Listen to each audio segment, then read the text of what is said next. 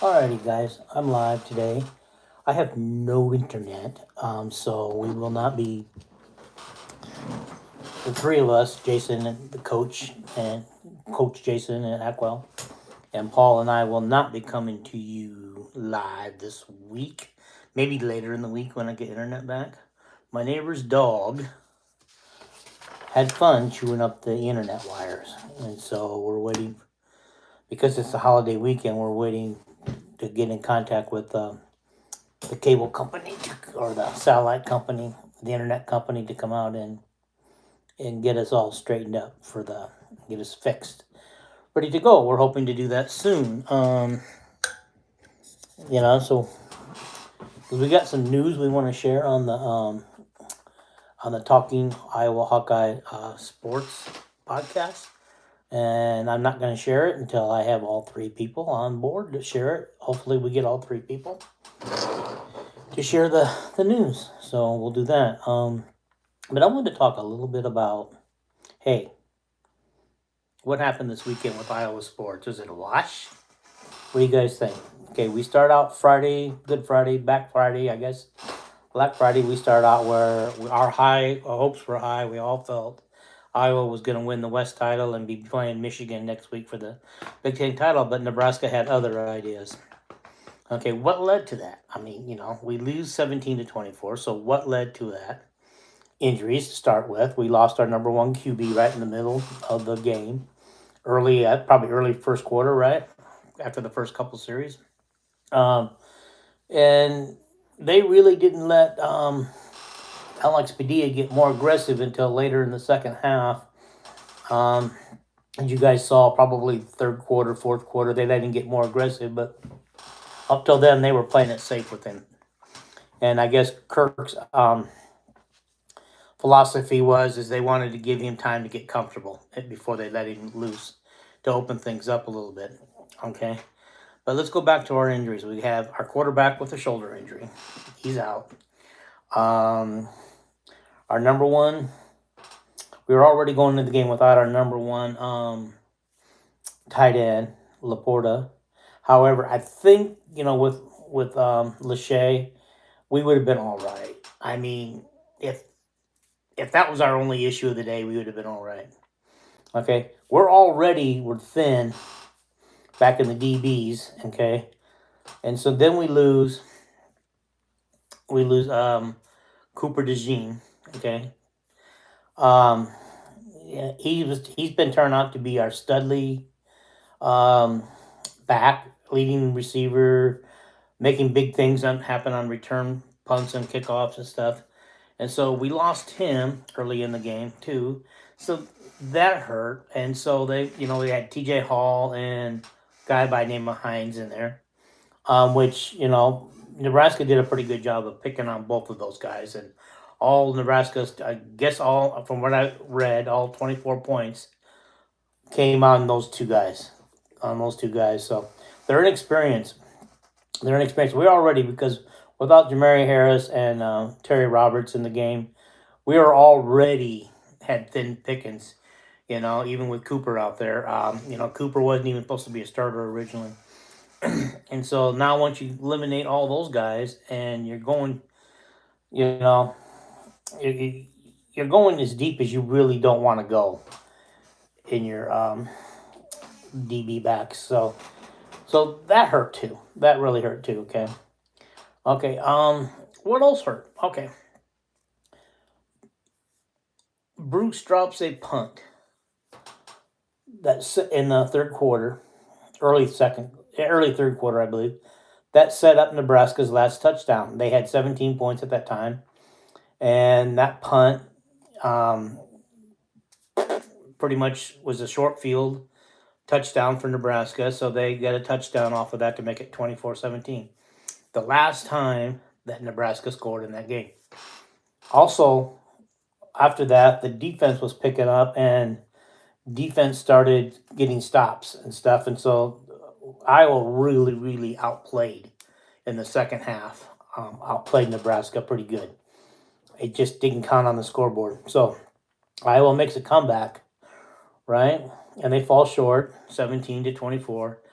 I mean, they did have the ball at the end, but that was going to take a miracle with a minute left in the game to try to get that ball downfield. And Nebraska sent everybody, including the kitchen sink, after Padilla, knowing that he was inexperienced, and so that didn't work. That didn't work. However, if Bruce doesn't drop that punt, maybe Iowa scores on that drive if when they hold on to the ball.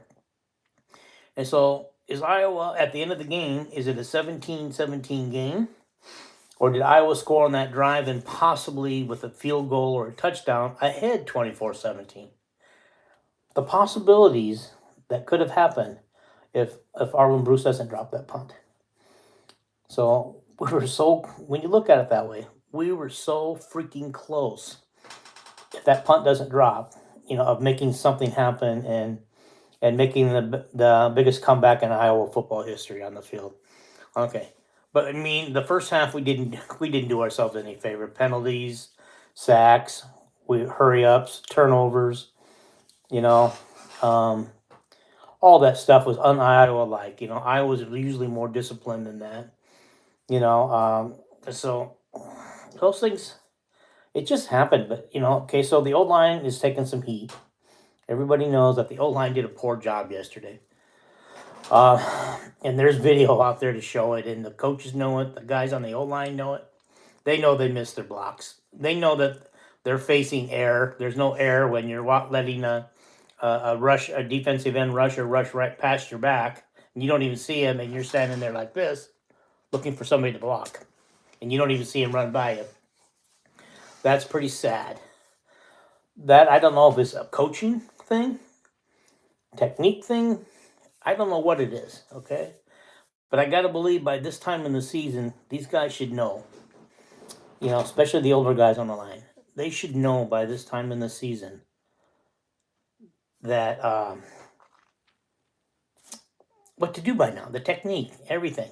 This is not typical Iowa football, okay? On the thing. Now, I want to say one more thing about this is let's bring up something I've been hearing, and I don't know. I don't know who said it, who started it, or if it's even true. But something about after the game in the locker room, Spencer was arm didn't seem hurt. It seemed like he was acting normal, moving to normal, and that his teammates in the locker room were upset because they felt like Spencer let them down. Have you guys heard anything like that? Okay, I've saw a couple things out there about it, but I don't know how true it is. But I wanted to put it out there in case, because why would Spencer do that after those teammates? Why would he do that? I think he was hurt, guys. I think he was hurt because I don't think Spencer would do that to his teammates, especially after they had his back through the rough start of the year when things weren't going well. They had his back. They were there with him every step of the way. They never once turned on him publicly, at all.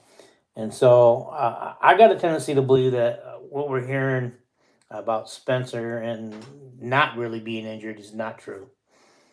That I'm leaning toward that Spencer was hurt, because why wouldn't he want to be out there and play, on senior day, especially with all of his parents and family in the stands? I think he'd want to be out there. Okay. Also, I wanted to do this. I posted a thing today where I thought Iowa might go bowling. Originally, I took a pot shot and said Pinstripe Bowl, and that's probably a possibility. But then I got to looking at it, and that if both Ohio State and Michigan make the playoffs, which I think is highly probable, because the only other serious contender in my book is USC, and USC doesn't have any defense. Ohio State would run all over them. It'd be a high-scoring game, but there's no way, but Ohio State would have a better chance of stopping USC from scoring than USC could stop Ohio State from scoring, in my personal opinion. And I think on that basis, on that fact, I think you got to go with Georgia 1, Michigan 2, TCU 3, and Ohio State 4. That's my pick for the top 4. Okay, but my opinion is if they get into the bowl game, both of them get into the playoff bowl game, then that sends Penn State to the Rose Bowl as the next available team. Um, that sends Penn State to the Rose Bowl. Or, yeah, for sure. But if only Michigan makes the playoffs, do both Ohio State and Penn State make New Year's Six games? Ohio State, I think the New Year's Six game includes the Rose Bowl, right? I believe so. Okay. So does that send Ohio State to the Rose Bowl and Penn State to a New Year's Six bowl? If it does, if either one of those first two scenarios happen, where both Michigan and Ohio State make the playoffs, or Penn State and Ohio State make the Rose Bowl and New Year's Six bowl, I believe Iowa goes to the Music City Bowl. I believe that's what I set it up. Goes to the Music City Bowl. If not, they drop down to the next one. If Penn State doesn't get a New Year's Six bowl under those conditions, then everybody drops down in order. And so that would put Iowa, in my opinion, in the Pinstripe Bowl. And I've got Wisconsin as the last eligible team in the Big Ten right now, going to the Guaranteed Bowl. Not the Quick Lane. The Quick Lane has no. There's if the scenario goes by my first scenario, and just read it on my Facebook page, Iowa Hawkeye Sports. Go look at my scenario that I set up. I set up two scenarios, and there's only one way the Quick Lane Bowl gets a Big Ten team, and that's if Michigan makes the playoffs, Ohio State goes to the Rose Bowl, and Penn State gets sent to the Citrus Bowl and not a New Year's Six bowl. Okay, in my opinion. Okay, we're done with that. Okay, we'll know December 4th. We'll know December 4th, late in the day, where I was going bowling. But honestly, I think right now it's music. It could be Music City. It could be Pinstripe, or it may be.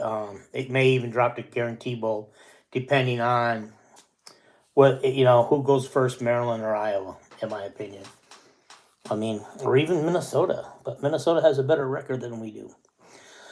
Okay, so even though we beat them, so anything could happen yet. On that, but I think those are the bowl scenarios that we're most likely looking at. Okay, basketball, men's basketball, go 1-1 in the tournament this weekend. So now they are 5-1. Okay, and so they beat Clemson by 2 or 3 points on Friday night. Last night they come up against TCU, and honestly, for a while they held their own against TCU, but TCU was just too much for them. They're more physical. They're quicker. They're a quicker team. They got more hands in there. You could see their hands always on Iowa's ball. Iowa created more turnovers than they're used to. And honestly, Iowa, this has been the knock against Fran McCaffrey's team, is that they have a hard time. They have a hard time playing the more physical teams. I think the announcer said it right the other night, that they're a high scoring team, but they do it with finesse. They don't do it with physicality.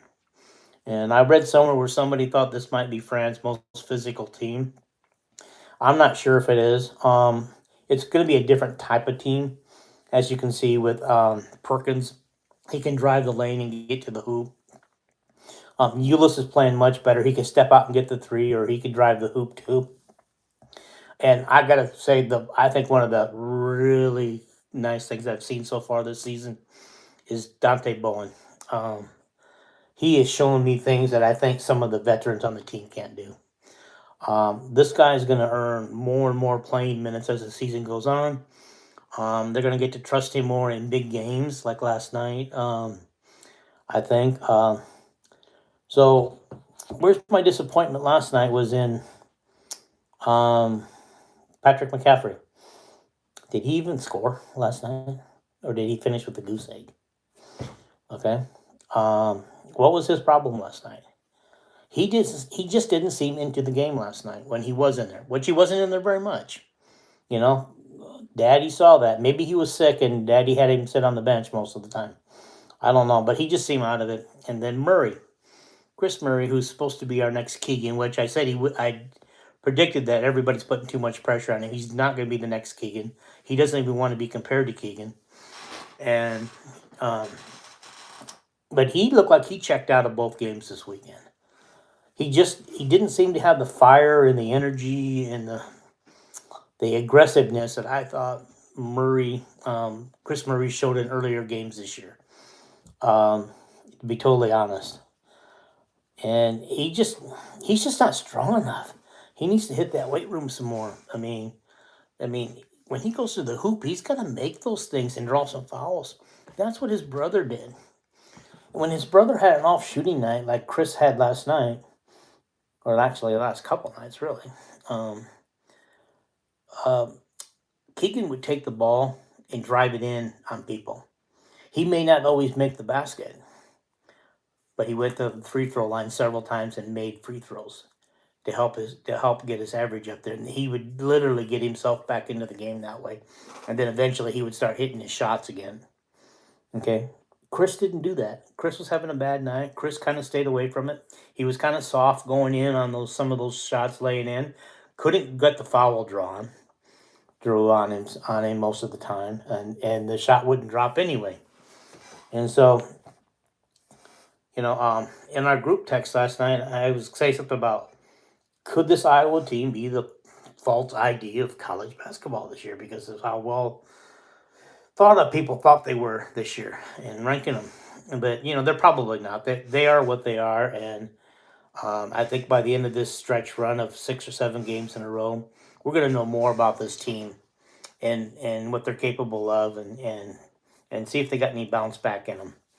Um, but somebody else said, is Murray the false ID of college? Chris Murray the false ID of college basketball? What do you guys think?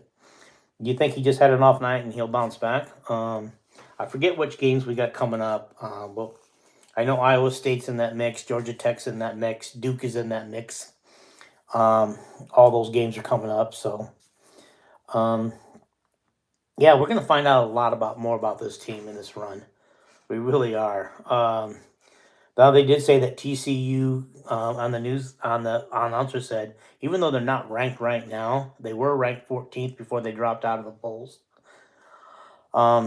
That they look like a top 10 NCAA team. If that's true, then and then that kind of changes the things on Iowa, because Iowa's definitely not a top 10 team, and they didn't look like it last night.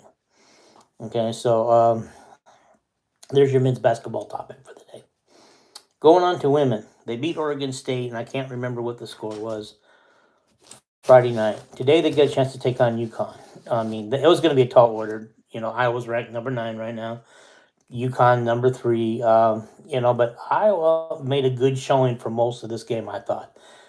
They owned the first quarter. They end up outscoring.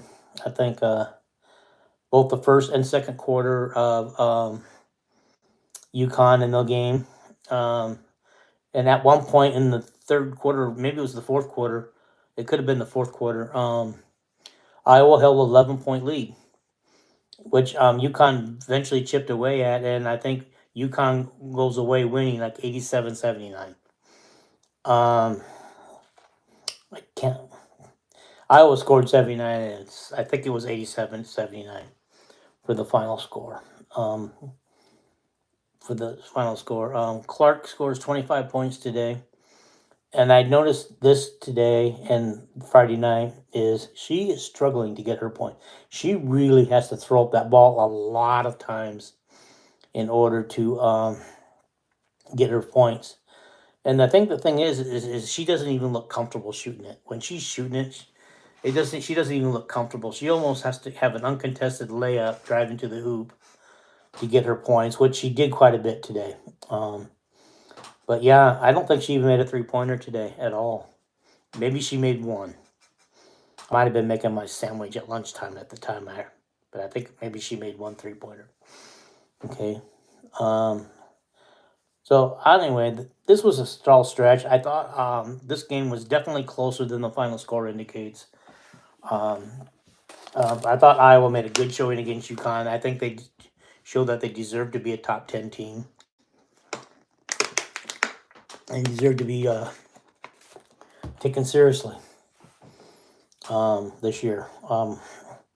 we'll see. I mean, right now there are other Big Ten teams that are out there. Indiana, I'm here.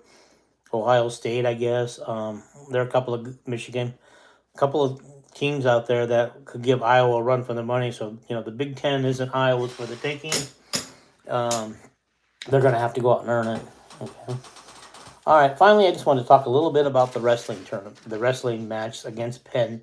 Iowa was ranked number 2, and they had a 26-11 win over number 21 Penn.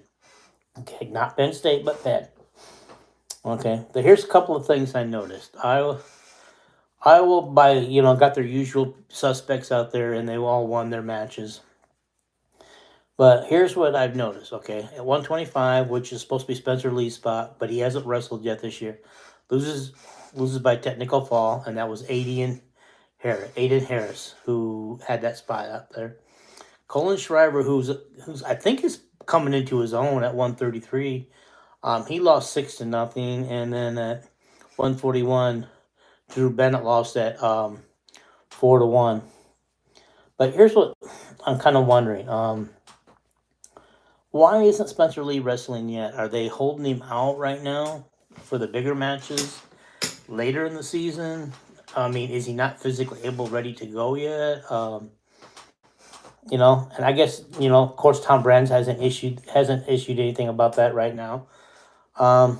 And Real Woods, what's going on with him? I thought he was our 141 guy or 133 guy. Why isn't he out there yet? I haven't seen him wrestle yet. Maybe he has. Maybe I just missed it. But he didn't wrestle this match. I'm thinking, well, where is he? Okay.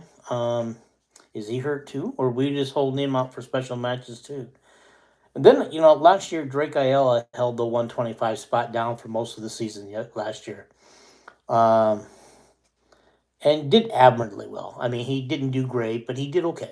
He did fine. He held it down just fine after he lost his first couple of matches and stuff. He started figuring things out.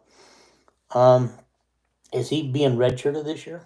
Does anybody know, or is he hurt too? Because I would think that if Spencer Lee's not going to hold down the 125 spot, that Drake Ayala should be the one who had it last year and should be there. But I mean, there's been a couple guys wrestling at 125 this year and Drake Ayala has it yet too. So I don't know if because they're counting on Spencer Lee coming back eventually this season, that they're saving a year for Drake Ayala. What do you guys think? You tell me. Okay. All right. That's kind of my synopsis of the Iowa weekend sports. It was a big weekend. I had to watch most of it on my cell phone because, like I said, the internet went out, and so it's kind of hard. It played hard on my eyes, and so I'm doing this. I hope to have the other two guys back with me later this week. We will do our own synopsis together. Just as soon as we get internet back, I don't care what day it is, I'll drag both of them up here, and because we're gonna miss our usual Monday for sure. And so maybe I'll get lucky and then come out Monday and fix it, and then Tuesday we can go, or Wednesday or something. I'm thinking hopefully by Wednesday or Thursday. Hopefully, I don't have a time frame for my internet, but it is what it is. And right now, no internet, no show from the three of us together until that happens, because we need the internet. I need the internet to pull it off. This is something we can't pull off on our cell phones. So okay. I mean, not the three of us together. We can't pull it off.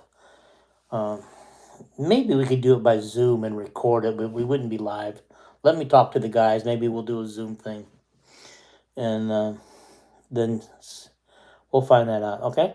But guys, I appreciate you listening to this podcast. Share it with your friends. Tell your friends about us. Smash that like button or subscribe button on the YouTube channel. Follow us at follow us at Iowa Hawkeye Sports on Facebook. And this show is called Talking Iowa Hawkeyes Sports. It probably won't come up this way because of the way I'm doing the show today, so we shall see. Anyway, I thank you guys much for watching the show, and hearing me out today. I had to give my take on it. I didn't want it to go too long, okay, guys? So now let me figure out how to get out of here. Looks like the button right here. We'll try it.